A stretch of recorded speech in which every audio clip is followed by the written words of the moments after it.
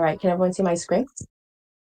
Okay, so let me zoom in a little bit. I think the last time when I did this, it was a little hard for some of you to see. So I'm gonna try to zoom in as much as possible so you're able to see a little bit, okay? All right, so perfect. All right, so I'm gonna have you follow along with me. So the first thing we're gonna do is, thank you, John, for submitting that in. I wanna go over that. If you go ahead and click Get Started, it's gonna take you over to the main page where you're going to see all of these tools. We're gonna dive into the upscaling tool. All right, so I wanna get into upscaling tool is because of an image that John had presented last week. It was called Los Angeles, California, and it was kind of like a shirt design. Okay, so it was like a shirt design, and you're going to be working with two different types of models on the upscaler settings. You have the universal and the creative. I'm going to be working with the universal today because all I really want to do is just upscale the image up a notch. So then the quality is really good. So then it's ready where I can export it out and actually have it ready to print on a DTF. Okay. So we're going to image upscale. I'm going to go ahead and just click and drag an image in here. So I'm going to go with, okay. So this was the original file that was shared when during the chat when I gathered it from last week. So as you can see, this image was obviously pulled from the internet. The quality is very low. So in order to achieve this exact same text outline, like this image, I'm going to upscale this, okay? So we're going to take it up. I'm going to take it up all the way up to ×6. So I'm going to move it up to at least 2.86 megapixels. So then the higher the pixels, the better the quality, okay? So let's go ahead and do that. Now remember, while I'm upscaling this, I don't want the shirt. I just want this center right here. This is all I'm going to be focusing on. And the shirt came with the default. But so now the next step is I'm going to take what I just downloaded and we're going to go over to the canvas editor tool. This is my personal favorite tool. And I wanted to show this because it actually can be really, really useful for you, especially if you're going to design a t-shirt and print it out. So we're going to upload that image that we just upscaled, which is the Los Angeles, right? Here it is. And I'm going to crop it. So this is a key part that's going to really help you get the full center of the Los Angeles. You're going to go up to this tool right here. This says crop and transform. So once you get over to the canvas editor, click this, and you're going to click and drag it down just to get. So I just want this right here. Okay. And then once you got the size that you want, you're going to go ahead and hit the check mark button to the upper right, like that. So if you ever do mess up, you could go ahead and do it again. You could just hit the crop button again and it'll take you right back, okay? So this is exactly what I wanted. So once this is done, we're going to save this file. You're going to just move your mouse over to this little save button icon and you're going to click save. And we're just going to call this Los Angeles. Okay. Once that's saved, you're going to go back to image generation. Now, this is where the fun part happens. Now, in order to achieve, so all I'm going to do right now is I'm going to replicate that exact same layout of the Los Angeles with the California underneath. In order to achieve that, you're going to make sure to, before you start doing anything, take a look on the left-hand side and look at your image generation settings. This is going to be really important. So making sure, depending on the size, this one is a landscape size because the image that I cropped is landscape, right? We're going to focus on a PNG. You have options to choose for which type of image format you want. I'm going to work with PNG. You have the option to choose between different quality settings. Now, if you notice, there's fast, balance, and pro. The fast is pretty quick, but the quality is not the best. You work with balance, which is in the middle, which the quality is pretty good. And then you have the pro option, which is the top, the top quality. I usually like to work in the balance. That's where most of my images where I feel the most comfortable. And I also like the way it turns out. And the goal here is to try to achieve a really good design or simplified design and being able to send it over to the print shop, right? So now we're going to go down to where it says image guidance, and you see this little button that says upload image. We're going to upload that image that I just cropped. Okay. And you're going to see that right here on the left-hand side. Can you see that? That window right there. So this is the image that I just uploaded. And the reason why I'm going to be choosing to work with Edge Detect Canny. This is going to be a key, especially with text. Edge Detect Canny is going to help the text because it's, it definitely works with, it detects the edges of the actual element and of the image. So we want to, how do I explain it? It's kind of like, it focuses on tuning out the sketches and outlines of the image. So you can use it to preserve, it detects and preserves the edges of the existing image to generate variation of a new image, right? So now what I'm going to type in, I'm just going to type in here, we're going to put the curved text mesh Los Angeles with the text California underneath.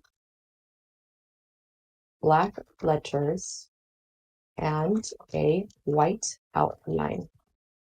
Plain background. Okay. So, because all I'm doing is I want to replicate this. So after you type in your prompt, we're going to go ahead and click generate. All right. And this is, again, working off of the Flux model.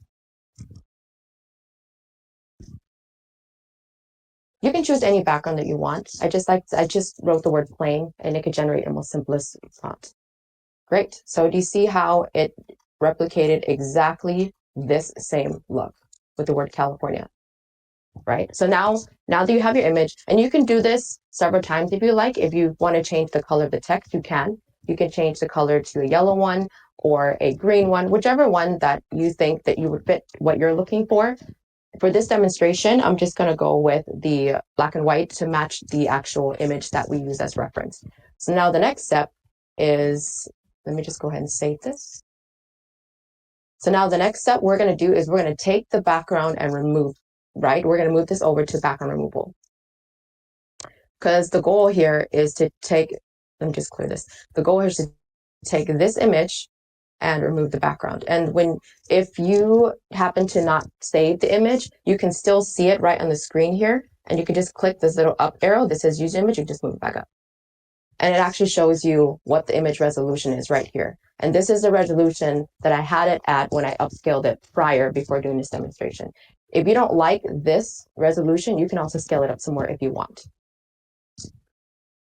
So the purpose of upscaling is also, after you upscale, you're going to go ahead and remove the background. So let's do that next.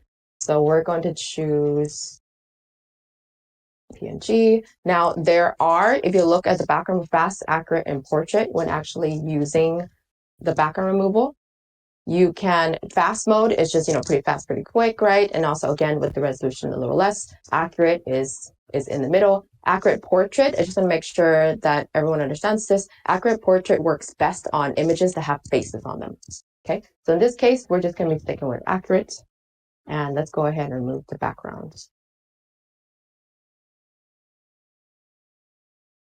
Beautiful. You can see the difference here. Obviously, you can't really see the words on this because it's transparent background. So the words are white. So you can see the difference. So now you can also just kind of play around with it. But, whichever your heart's desire, right? So after you're done that, if you get it to the level that you want, then all you would do is just move it over to send it over to your DigiRip and then or whichever machine. And this usually works great, especially if you work with a 13-inch like the R2 Pro. It'd be really good to print something like this, especially when you're upscaling an image, and it would really help to print that out, and it's going to be great. I wish I had a sample around to show you how it looks. We were actually testing this, but I think in the next one, I'll go ahead and show how it actually looks when you're actually upscaling it. And so this is what the thing that I wanted to show. So thank you so much, John, for sharing that. The next thing I really wanted to get into was working with the Canvas editor. But before we do that, let's go ahead and generate some images, right? So after we covered the topic, Canvas editor is a really, really good one. I think I was talking to Mark about this last week, he said he generated an image and he removed the background. However, he took that same image into Photoshop and added a background. You don't have to necessarily do that. You can actually achieve that same type of results inside the Canvas editor tool. And perhaps not a lot of people have been familiar yet with the Canvas editor tool, but it's really powerful to actually create collages to put all kinds of images together, right? So, but before we do that, let's go ahead and just generate some images, and then I'm going to take all the elements and just go over there. So let's go ahead and start with some image generation. Since we're talking about Los Angeles, I would love to just kind of do a little bit of a superhero theme, right? So let's go ahead and try entering a prompt here. Let me just go ahead and reset all these on the left-hand side. Okay, so let's use it. I'm going to type in a Superman overlooking the city of Metropolis. That's all Metropolis, right?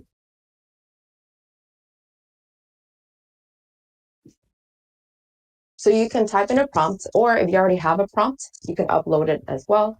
And so I wanted to show you some new features that actually got updated in Image Presto. If some of you have already been signed on with Image Presto, you'll remember on the left-hand side of your image settings, there was a smart prompt tool that was there. So with the new changes on Image Presto, you now have the option to enhance your prompt. So I don't know if you recall from last week's class, the question was, how do you generate the perfect prompt? There is no straight answer to that because there's so many different creative ways to actually do that. But the great thing is you now can do that with this enhance. So this is kind of like its own ChatGPT inside of the software. It's all right here for you, right? So I typed in Superman overlooking the city of Metropolis, looking at the camera. If you press this button right here that says enhance your prompts, click that. What it's going to do is the AI is going to add more details to my simple prompts. And it creates 3 different sets right here that you see on my screen of what the AI thinks I would want when I'm enhancing a prompt. And if you read through each of them, they have similarities, but some of them just says heroic stands on a skyscraper or has a classic red. And so you can also choose any one of these. So I'm going to go with, I kind of like, let's see. I like this one here. Let's go with the middle. And then let's go ahead and click generate. By the way, when working with any image generation, you can also see in your history, all your history is down here. So in case you want to get a full shot. So this is pretty close, but this time I'm going to say full body view. Let's try that. You can play around with it a few times just to get the image until you're set with the image that you want. You have the option to keep playing with it. Okay, great. So here is a full body shot of Superman overlooking the city. Okay. Now, do you remember what I showed you earlier about the working with the edge detect Canny? So say I really, really love this image of Superman, but I want to just enhance it just a little bit, right?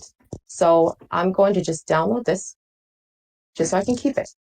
We're going to go back to the image guidance tool right here. We're going to upload that same image that I just downloaded because I love the look of it, but maybe I just want to enhance features, maybe make it a little more shiny or, however I want. But this time I'm going to open up this beautiful advanced settings that we have called a seed. By the way, whenever you're generating image, every image comes with a seed. A seed is kind of like a recipe. If you've heard before, in order to make a great cake, you got to have the best recipe, right? So the seed is what it's there for. It's like the recipe to your cake. This is where you can actually, and this seed is going to be literally your best friend. You're going to be using the seed and tweaking it a lot. The reason why, kind of like say you want to make the cake a little sweeter. You're just going to add a dash of sugar or even add a cup of flour. This is where the image seed comes into place. So I'm going to just, it says here, I'm just going to change the last two digits where you see it right here. It says 288. So I'm going to change that to 290. Okay.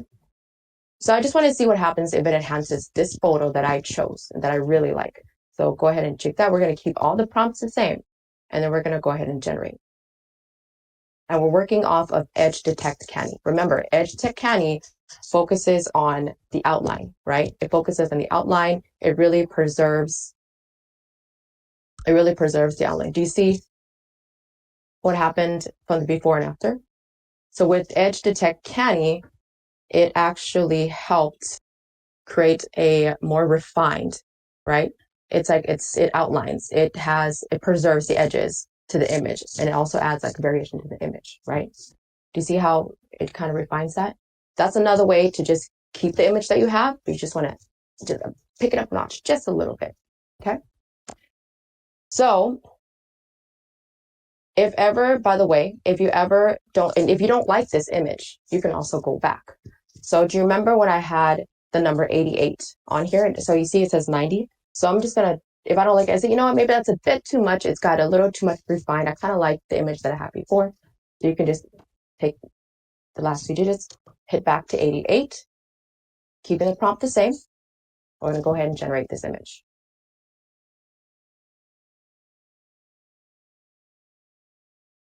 And you can also change the middle if you want of the seed. You could change the end, you could change the beginning, you know, so it kind of took it back a little bit. But you have the option to kind of play around with it, right? You can also change the middle if you want.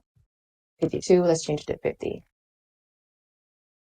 If ever you lose the seed and you don't remember what it was, the good thing is you can still go back to your image and you see you can kind of bring the image back up. It also says it, if you reuse this prompt, you click the reuse prompt. So you see how I just changed the middle and it did this? It just enhanced the center. The only thing is you can't really necessarily see what's going to happen next. You do have to play around with the seed to kind of achieve the image that you want. So if I want to go back to the very beginning, all you have to do is scroll down and click on reuse this prompt and it brings it back up. And it will also bring the seed back up to the left-hand side right here. You can see it there. So it just brings it right back. So they never actually lose the image that you had. So then you don't have to, so if you're just worried like, oh my God, I can't find it, bam, right there. You just go ahead and click that. It brings it all right back up. Okay. So the next thing I want to show you, since we're going to keep it on superhero mode, is now we're going to work with a thing called depth analysis. So depth analysis is where it focuses on the placement of the objects. It's generating images of, you know, making sure the objects are arranged, they're sized correctly, especially with the output. I'm going to upload an image that I had created earlier. So let me just clear this real quick here. And I'm going to upload an image I have. Give me a second. Okay. So this time I want to work with a little group of monsters since we're keeping on the topic of superheroes. We also got superheroes have to also tackle villains, right? So we have the villains on the left-hand side. I just got a little group of monsters on the left-hand side. And I want to, well, and just kind of see the placement of the objects. So here's what I'm going to do. I'm going to type in a prompt and I'm going to put, let's see, I want a kid's drawing version of this. So then even though it looks scary, we're going to make it less scary. So a kid's drawing of green monsters. Okay. So this image is high quality. It's a semi, you know, comic bookish style, I guess, realistic image. And now we're going to just make a kid's drawing with the monsters. We're going to keep everything the same. And we're just going to generate that.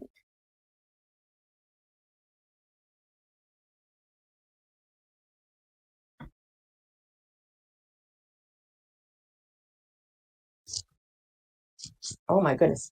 All right. So what that did, so what the, oh, sorry, no, I'm working on Edge Detect Canny. Let me go ahead and move depth analysis. Sorry, let me try that depth analysis. So at least you know with Edge Detect Canny, it actually grabs the edge and the outline of the image, but we're going to do a depth analysis, which focuses on the actual object placement. What I mean by that is it will literally capture the image from, so if you look at the picture on the left-hand side, you can see the arm sticking out there and there. the sketch drawing has the same placement. So remember, depth analysis focuses on the depths, especially with arranging of the objects, okay? This worked really great, especially if you love to preserve the layout of where the objects are. It did that same thing. Pretty incredible, right? And you can do this, and again, you can also change that if you want to change the seed. Sure, you can play around with the seed if you just want to tweak it, or you can even change